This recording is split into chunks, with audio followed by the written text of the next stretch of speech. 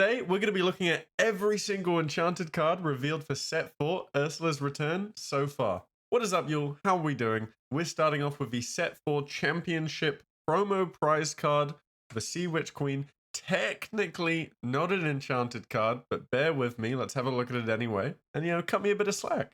Don't have to be perfect every time. First up, I want to point out how absolutely beautiful the new Ink Mist style is for this set's Enchanted cards.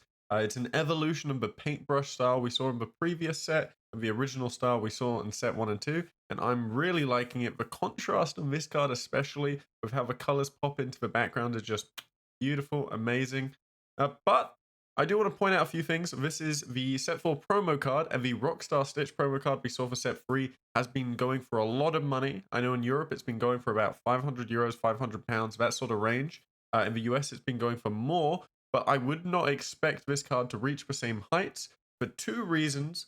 Number one, it's not going to be the first tournament promo anymore, right? It's going to be not even the second, because we would have had the Lorcana challenge ones coming in from Lille and Atlanta, and maybe even one more tournament by then. And it's also going to have higher availability from the first one, as more stores are aware of the Lorcana set championships and preparing for them. So we should just see a higher base supply. And well, I guess I have three reasons. I lied again, not perfect. And I guess my third reason is that this card is unlikely to be as much of a gameplay staple, especially within competitive, as Rockstar Stitch is. Now, I know Rockstar Stitch gets taken out by Medusa, but this card is very expensive, and we won't see very expensive cards in most sets, especially if we're in a faster meta.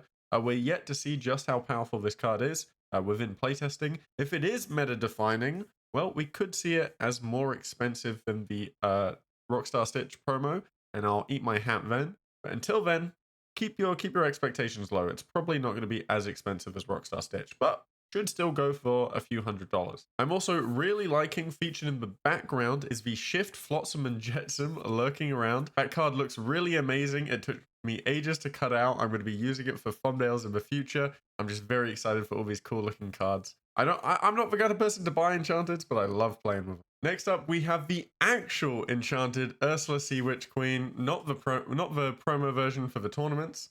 Honestly, this card I prefer a lot more. The colors are so vibrant, especially pairs well with the new Ink Mist style. I love how the gold really pops and contrasts, I'm using that word a lot, against the more darker, cooler toned amethyst colors. I think I prefer this version. I am a bit of a sucker for the less clean art style. There's more spilling over lines between the different aspects of the card. Looks more like a painting. That's why I love the paintbrush version so much last set. I don't know. Let me know what you guys think. Do you prefer this version, or do you prefer the tournament promo version?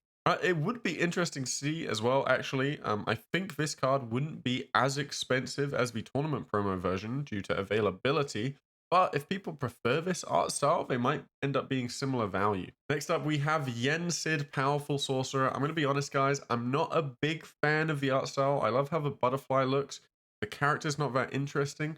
And as for the value of the card, I don't think it's going to be competitively viable unless Brooms is magically competitively viable.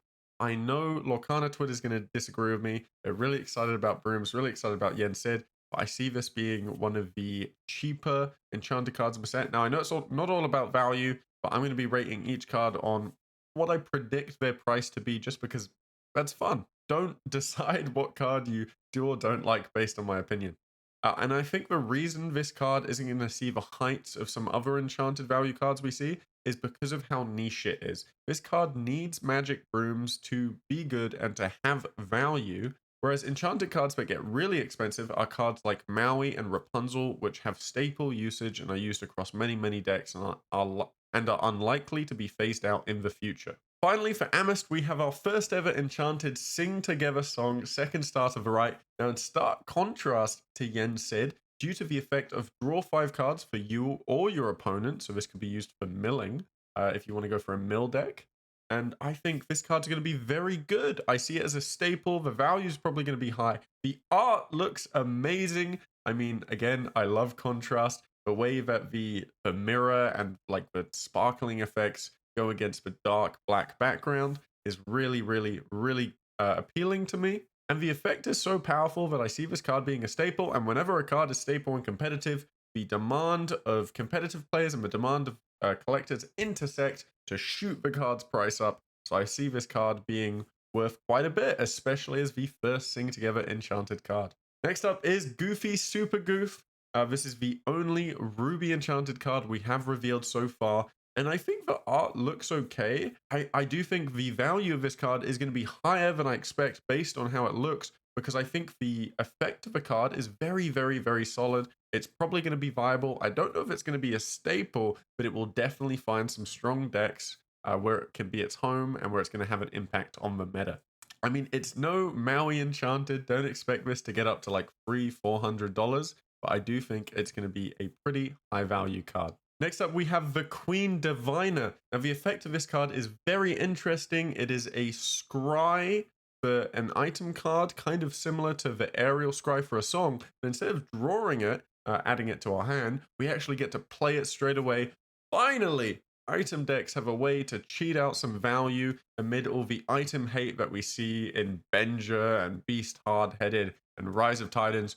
Hope maybe this is the set for item decks to finally be able to get enough items on the board to benefit from higher cost of items and not just use them as a justified feeding tool for Haram to draw cards. It's definitely going to be fun to experiment with cards like Maurice's Workshop, which are free cost. You'd be able to cheat this out for free and play more items and draw more cards and draw your entire deck. Maybe we can do some crazy combo decks this set.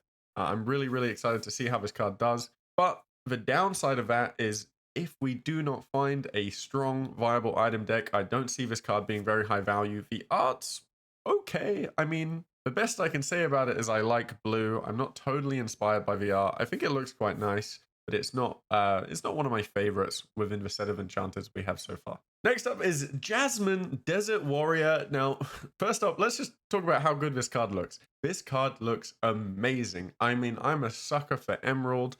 Big fan of green in any coloring, but especially with how it contrasts against her blue clothing and the purple in the background. And also, we got to think about the character tax here. A lot of collectors, they collect cards based on what the character is. And I don't know about you, I had a massive crush on Jasmine when I was younger. One of my favorite Disney princesses. Aladdin is an awesome movie. So from collector value alone and how good this card looks, it would already be a pretty well-priced enchanted card, even if the effect sucked. But unfortunately for us, the effect doesn't suck. Emerald keeps getting way overpowered cards, and this card is no exception. With an effect to, on play, discard a card from your opponent's hand, and I believe on challenge, when challenged into, just like Merfolk, just like Flynn Rider, discard a card from your opponent's hand. Like we needed any more discard for Emerald this set, on top of introducing shift discard cards to the meta. I mean, this card's going to be nuts. The only drawback is its uninkability. Honestly, it needs this drawback. This card generates so much value. It's probably going to be a staple in the meta, and any card that is a staple in the meta for what is probably going to be the most OP ink in the set, I think this is the chase enchanted card for the set. It's going to be the most money, and so if you pull one, don't riffle shuffle it. Take good care of it. Next up is We Don't Talk About Bruno, no. One of the best songs produced in Disney, and that's setting a high bar because there are a lot of good songs in Disney. I apologize for singing. I'll never do it again. That's a lie. I probably will. But as a 5-cost inkable song, the effect is okay. I could see it getting some use. It's definitely very useful in discard decks because if you empty their entire hand and bounce a card back to their hand and then instantly destroy it, basically acts as a singable dragonfire that can proc your discard effects like Prince John. So I definitely think this will see some usage in inevitably the overpowered discard decks we're going to be seeing in set 4. And man, the art is incredible. Just again, I'm going to say it, the way the emerald mist of both Bruno's clothing and the ghosts in the background contrast against the gray, sullen, muted, dark atmosphere of Bruno's house, representing the isolation from his family and the ostracization, is just chef's kiss. This card art is amazing. The effect is pretty good. I definitely think this is going to be one of the highest value enchanted cards in the set. And, you know, people really like Encanto. So I think for collectors, it's going to be very high up there too. Even if it's not fully a character card, it's still got Bruno in it. Next up, we have another banger Emerald card. This is Diablo, Devoted Herald. This card looks really, really good, but it's probably my least favorite of the Emerald cards, which is not saying much because all the Emerald cards look great. I mean, this card, again, competitive-wise, is going to be nuts. It, at minimum, if you just play it outright on turn 3, replaces itself, right? Because if you have to shift, you have to spend another card. Well, actually, if you have to shift, you're technically investing 3 cards. But if you just play this outright on turn 3, it's guaranteed to replace itself from a draw of your opponent's draw phase. So I think this card is going to be very, very viable in the meta, even with its uninkability. And along with having such a good-looking enchanted cards, the Emerald enchanted cards are what you want to pull this set. I think they're all going to be very, very high value, great for collectors, great for competitive players like me who pull an enchanted and sell them to find competitive decks. If I ever had enough money to have enchanted cards, I would want these Emerald enchanted cards because they look amazing. Next up is Cinderella Melody Weaver. This is our first Singer 9 character, which is going to synergize amazingly with all the new heavily costed Sing Together cards this set. Unfortunately, I don't think it will be competitive viable. This is for 2 reasons. Number 1, it's played a turn before Medusa, can be Zeused anyway with the 5 toughness stat line. And honestly, it's just a bit overkill. Unless you're heavily relying on the Sing Together strategy, there's not many cards that need Singer 9. We already have the Aerial for Singer 7 that comes out, I believe, 1 or 2 turns earlier. And the art is okay. I really like the Golden Mist.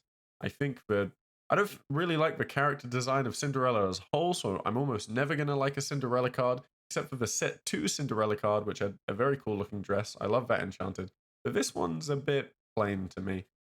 But the Ink Mist style with the Gold Mist works really well. It looks nice. I do think, I'm probably going to be wrong on this, but I think this will be one of the lower value enchanted cards in the set due to it not being the coolest looking and it not being the most competitively viable. But something interesting to look at is the +1 Princess effect.